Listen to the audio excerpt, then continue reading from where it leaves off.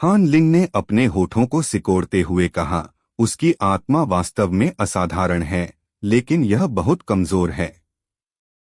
उसे नश्वर दुनिया में एक प्रतिभाशाली व्यक्ति माना जाता है, लेकिन वह महान दाओं की नजर में अभी भी एक नश्वर है। वह मेरी तुलना कैसे कर सकता है? क्या यह लड़की ईर्ष्यालु थी? आमतौर पर ऐसा नहीं होता था। हान जुए मुस्कुराया और कुछ और नहीं कहा। हान लिंग ने नाक भौं सिकोड़ी। वह देखना चाहती थी कि हान ये की उपलब्धियां कितनी ऊंची हैं। पिता और बेटी ने मछली पकड़ना जारी रखा। यह हान जुए का हालिया शौक था। उसने मछली पकड़ने में प्रतिस्पर्धा करने के लिए अपनी धार्मिक शक्तियों और रहस्यमय शक्तियों का उपयोग नहीं किया। हान लिंग को भी यह पसंद था क्योंकि वह अपने पिता को हरा सकती थी। कई महीनों बाद हान ये आया और उत्साह से बोला, अमर गुरु, मैंने इसे पहले ही सीख लिया है। मैं इसे दिखाऊंगा। आप? वह हान जुए के सामने चला गया और मुक्का मारना शुरू कर दिया। उसके मुक्के भयंकर थे और उसकी मांसपेशियां और हड्डियां तेंदुओं की तरह दहाड़ रही थीं। वह एक मानवाकार के क्रूर जानवर की आभा लिए हुए था। हान लिंग तिरस्कारपूर्ण था, लेकिन उसने सीधे उसका मजाक नहीं उड़ाया। आखिरकार दूसरा पक्ष अभी भी एक बच्चा था। हान जुए ने मुस्कुराकर सिर हिलाया। बुरा नहीं, बुरा नहीं।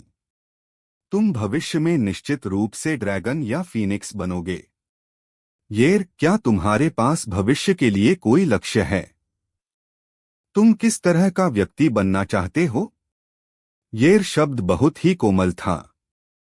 हान ये और भी ज्यादा उत्साहित हो गया, लेकिन वह ज्यादा आज्ञाकारी भी हो गया।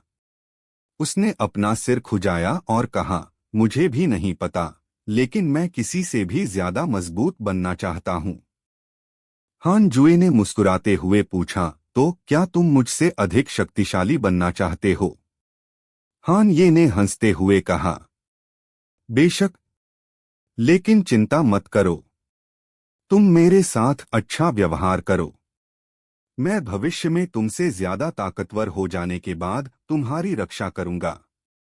हान लिंग उसकी हंसी रोक नहीं सका। ब्रैट, क्या तुम जानते हो कि वह कौन है? हान लिंग को मन ही मन अच्छा लगा।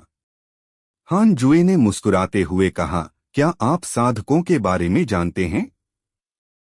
हालांकि आप कुछ चालें जानते हैं, फिर भी आप उन साधकों से कमतर हैं। मैं सच्चा अमर नहीं हूं और आपको ज्यादा कुछ नहीं सिखा सकता। हान ये ने सिर हिलाया। मुझे पता है। 2 साल पहले एक साधक यहां से गुजरा और उसने पत्थर को सोने में बदल दिया। उसने गांव में ब्लाइंड डेट को बेहद उत्साहित कर दिया। मैंने बहुत पहले ही पिताजी से कहा था कि जब मैं बड़ी हो जाऊंगी तो मैं शादी करूंगी और बच्चे पैदा करूंगी। मैं उन्हें उनके पास छोड़कर साधना के मार्ग पर चलूंगी। अगर मैं उन दोनों के बुढ़ापे में मरने से पहले दांव प्राप्त कर सकती हूँ, तो मैं उन्हें दीर्घायु और धन का इनाम भी दे सकती हूँ। उसके चेहरे पर उत्सुकता का भाव दिखाई दिया। हान जुए ने मुस्कुराकर सिर हिलाया। हान लिंग ने नाक भौं सिकोड़ी। तुम सच में बहुत खुशमिजाज हो। तुम अपने बेटे के प्रति अपनी कर्तव्यपरायणता भी त्याग सकती हो। हान ये का जन्म ही घमंडी था। उसने पहले हान लिंग को नाराज करने की हिम्मत नहीं की थी, लेकिन उसने उसे इस तरह उसका मजाक उड़ाने की इजाजत नहीं दी। हम्मा, तुम्हारा क्या हाल है? तुमने कितना काम किया है? हान ये ने मजाकिया लहजे में पूछा। हान लिंग ने कहा, मैं जन्म से ही हमेशा अपने पिता के साथ रहा हूं। उसे अचानक एहसास हुआ कि उसे केवल अपने पिता का संरक्षण प्राप्त था, पुत्रवत नहीं। हान ये ने घृणा से कहा, तो फिर तुमने अपने पिता को अब क्यों छोड़ दिया? हान लिंग ने भौहें सिकोड़ी। मैंने उसे कभी नहीं छोड़ा। आप वास्तव में जानते हैं कि कैसे? हान ये ने गाली देना शुरू किया, लेकिन फिर वह अचानक रुक गया। यह हो सकता है। वह और गौर से देखने लगा। वह हान जुए की ओर देखे बिना न रह सका और उसने देखा कि वह मुस्कुराहट के साथ सिर हिला रहा है। अवाक होकर हान ये ने पूछा, अमर मास्टर, आपकी उम्र कितनी है? उसने सोचा कि हान जुए और हान लिंग पति पत्नी हैं और लगभग एक ही उम्र के दिखते हैं। हान जुए ने मुस्कुराते हुए कहा, चूंकि तुम यहाँ हो तो तुम्हें मुझसे कुछ पूछना होगा। हालांकि अब मेरे पास तुम्हें सिखाने के लिए कुछ नहीं है। हान ये घबरा गया। उसे हान जुए की उम्र देखकर आश्चर्य नहीं हुआ। वह घुटनों के बल बैठ गया और प्रणाम करने लगा। हान जुए ने उसे नहीं रोका। उसे झुकना चाहिए। हान जुए ने धनुष उठाया तो हान ये का माथा लाल हो गया। फिर एक ठंडी रोशनी प्रकट हुई और आसमान को रोशन कर दिया। यहाँ तक कि 33वां स्वर्ग भी हिल गया, जिससे ऋषिगण एकांत से बाहर आ गए। हान जुए ने शीघ्र ही विश्वभेदी दिव्य मूल धनुष का दमन कर दिया तथा उस पर कई प्रतिबंध लगा दिए। हान लिंग ने अपनी सुंदर आंखों से जलते हुए विश्वभेदी दिव्य मूल धनुष को देखा। यह कैसा प्रबल धर्म खजाना है! वह यह चाहती थी। पिताजी! हान लिंग बोलने ही वाली थी कि उसे बीच में रोक दिया गया। हान जुए ने हान ये को घूरते हुए पूछा, येलर, क्या तुम्हें यह धनुष पसंद है? हान ये ने ऊपर देखा और विश्वभेदी दिव्य मूल धनुष को देखकर वह तुरंत दंग रह गया। उसने हताश होकर सिर हिलाया। हान लिंग ने गुस्से में मुंह बनाया और अपना सिर दूसरी ओर घुमा लिया। हान जुए ने विश्वभेदी दिव्य मूल धनुष को जमीन पर फेंक दिया और कहा, यह धनुष आपका है, लेकिन आपको इसे स्वयं लेना होगा। हान ये जल्दी से आगे बढ़ा और धनुष पकड़ लिया। उसका चेहरा बदल गया। वह उसे पकड़ नहीं सका। उसने अपनी पूरी कोशिश की। उसका चेहरा लाल हो गया, लेकिन फिर भी वह उसे उठा नहीं सका। हान जुए ने खड़े होकर कहा, हाँ, हम जा रहे हैं। जब हम फिर मिलेंगे तो दुनिया जरूर बदल जाएगी। शायद तुम्हें मेरी शक्ल याद न रहे। हान ये ने ऊपर देखा और उत्सुकता से पूछा, अमर मास्टर, आप कहाँ जा रहे हैं? जीवन का अपना विभाजन है। आपका अपना मार्ग है और मेरा अपना दांव है। भाग्य के कुछ महीनों के बाद यह धनुष जीवन भर आपका साथ देगा। याद रखें, इस खजाने को कभी दूसरों को न दें। ऐसा कहकर हान जुए ने अपनी आस्तीन लहराई और हान लिंग के साथ गायब हो गया। घाटी शांत हो गई। इस अमर विधि ने हान ये को चकित कर दिया। जब उसे होश आया तो उसने जोर से पूछा, अमर गुरु, आपका नाम क्या है? मैं भविष्य में आपका कर्ज चुका सकता हूं। दुर्भाग्यवश उन्हें कोई उत्तर नहीं मिला। हान जुए और हान लिंग बादलों पर सवार हुए। हान लिंग ने दुखी होकर कहा, आप उस बच्चे को इतना खजाना कैसे दे सकते हैं? इसके अलावा अगर हम उसे देते हैं तो हम उसे स्वीकार क्यों नहीं करते और उसे खेती करने के लिए लाते हैं? क्या आपको डर नहीं है कि दूसरे इसे छीन लेंगे? हान जुए मुस्कुराया, नहीं। अध्याय 1016 सृष्टि इच्छा। स्वर्गीय सितारा पर विजय पाओ। यह बहुत प्रभावशाली लग रहा था। हान जुए ने पाया कि स्वर्ग द्वारा चुनी गई तीनों महान कृतियों के अंत में तारा लिखा था। क्या यह उसके तारकीय आदिम शरीर से संबंधित हो सकता है? क्या ये रचनाएं परम मूल दुनिया के सितारों से ली गई थीं? हान जू ने हान याओ का अनुमान लगाना शुरू किया। हान याओ ली याओ के बेटे हान युनजिन के वंशज थे। उनका जन्म अमर दुनिया के मुख्य हान परिवार में हुआ था।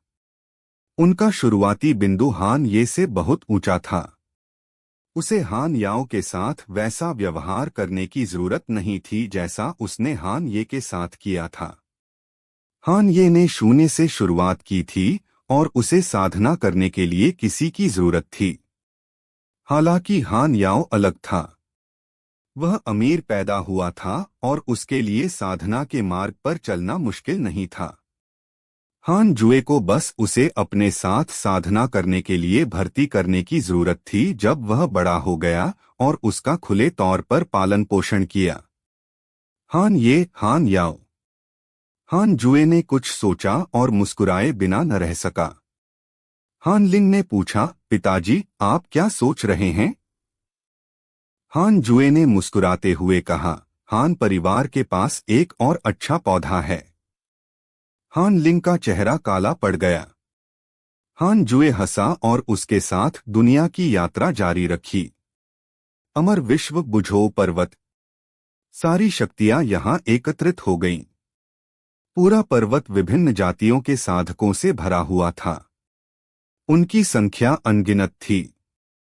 पहाड़ की चोटी पर दो आकृतियां एक दूसरे के आमने सामने थीं। एक उड़ते स्वर्ग संप्रदाय का संप्रदाय गुरु था और दूसरा हान परिवार का गुरु था। दूरी पर हान यू एक पुराने पेड़ के नीचे बैठा था और चुपचाप देख रहा था। हान परिवार और उड़ते स्वर्ग संप्रदाय के अनुयायी पहाड़ की चोटी के बाहर आसमान से देख रहे थे। दोनों पक्ष हाई अलर्ट पर थे और बेहद घबराए हुए थे। उड़ते हुए स्वर्ग संप्रदाय के गुरु ने सबसे पहले बात की। साथी दाओवादी हान, इस कर्म की शुरुआत आपके हान परिवार के शिष्यों से होती है। क्या ऐसा हो सकता है कि आप चाहते हैं कि स्वर्गीय संप्रदाय के शिष्य अपना गुस्सा निगल लें? हान परिवार के गुरु ने नाक भौं सिकोड़ी। यह वास्तव में मेरे हान परिवार के शिष्यों की वजह से है, लेकिन आपके शिष्य उन्हें सबक सिखा सकते हैं। आपको इतना निर्दयी क्यों होना है? पर उड़ते स्वर्ग संप्रदाय के संप्रदाय गुरु ने कहा, मैं तुम्हें कैसे सबक सिखा सकता हूं? तुमने मेरे शिष्य का अवसर नष्ट कर दिया। साधना जगत में ऐसी स्थिति अपूरणीय है। तुम्हारा हान परिवार इतना शक्तिशाली क्यों है? तो फिर साधना जगत में बदला लेने की जरूरत अभी भी है। अगर आप युवा से लड़ेंगे तो बूढ़े हमला करेंगे। आपके उड़ते स्वर्ग संप्रदाय को ऋषियों से मदद क्यों मांगनी चाहिए?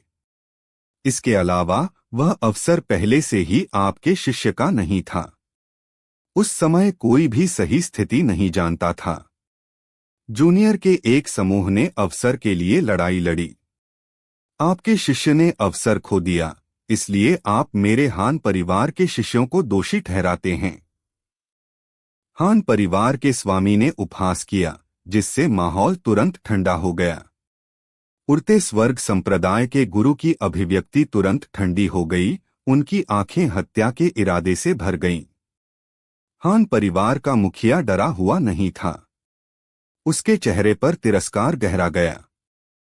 हान यू के पास कहने के अलावा कोई विकल्प नहीं था, तुम दोनों अब समस्या को हल करने का समय आ गया है। मुझे बताओ, हार मानने के लिए तुम्हारी क्या शर्तें हैं? यह सुनकर हान परिवार के स्वामी के पास अपनी अभिव्यक्ति को नियंत्रित करने और उसी पीढ़ी के ऋषियों का सामना करने के अलावा कोई विकल्प नहीं था। अमर विश्व के दो शक्तिशाली व्यक्तियों ने सौदेबाजी शुरू कर दी। उसी समय बुझो पर्वत के आधे रास्ते पर हान जुए और हान लिंग भी देख रहे थे।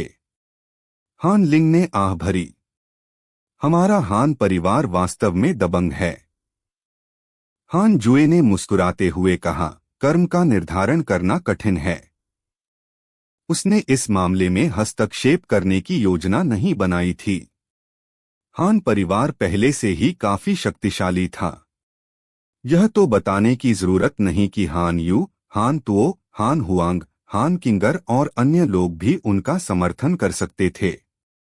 जब वह यह हंगामा देख रहा था तो हान जुए ने मन ही मन पूछा, मैं अब इस प्रणाली की उत्पत्ति जानना चाहता हूँ। वह सिस्टम की उत्पत्ति को तब तक समझ सकता था जब तक वह एक दांव निर्माता बन गया। हान जुए ने पहले ही इसका अनुमान लगा लिया था, इसलिए वह इस उत्तर के बारे में चिंतित नहीं था। अपने स्तर पर वह अभी भी सिस्टम के अस्तित्व को महसूस नहीं कर सकता था। इसका केवल एक ही मतलब हो सकता है। सिस्टम 9 अराजकता से संबंधित नहीं था और केवल प्राइमोर्डियल फेंड सेलेस्टियल से संबंधित था, जिसने एक बार प्राइमोर्डियल अराजकता का निर्माण किया था। वह आदिम पिशाच सबसे पुराना ज्ञात अस्तित्व था। क्या आप सिस्टम की उत्पत्ति का पता लगाना चाहते हैं? कृपया सावधानी से चुनें। यह इतना डरावना क्यों था? क्या उसे भी सावधानी से चुनाव करना पड़ा? क्या मैं मर जाऊंगा? नहीं। क्या इससे मुझे बहुत नुकसान होगा? नहीं।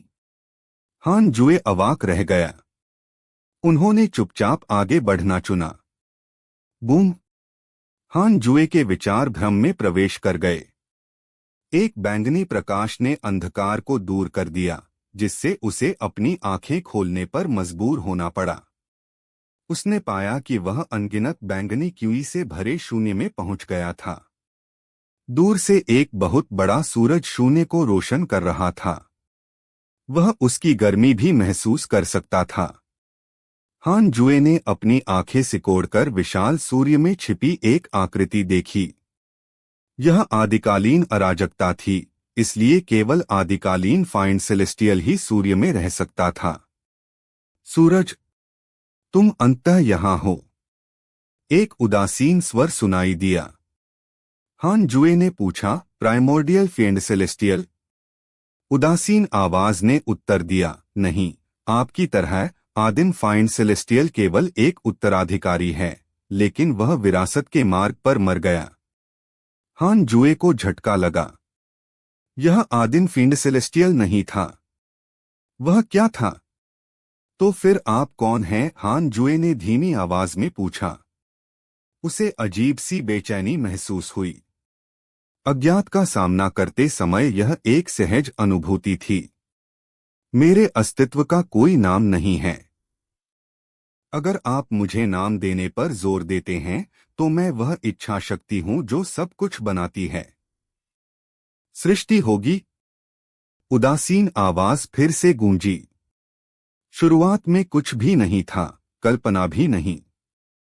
जब तक सृष्टि प्रकट नहीं हुई। मुझे यकीन नहीं है कि यह कैसे प्रकट हुई। इसने एक दुनिया बनाई। जैसे जैसे दुनिया बनी, मेरा भी जन्म हुआ। हालांकि यह दुनिया बहुत छोटी थी। मैं इसे बढ़ने में मदद करना चाहता था, लेकिन मैं इसके निर्माण में हस्तक्षेप नहीं कर सकता था। मैं केवल अपनी इच्छा को एक महान अवसर में बदल सकता था और दुनिया में प्रवेश कर सकता था। आदिम फाइंड सेलेस्टियल के जन्म से पहले दर्जनों अस्तित्वों ने मुझे प्राप्त किया। दुर्भाग्य से वे असफल रहे। प्राइमोर्डियल फेंड सेलेस्टियल पहला आधा सफल व्यक्ति है।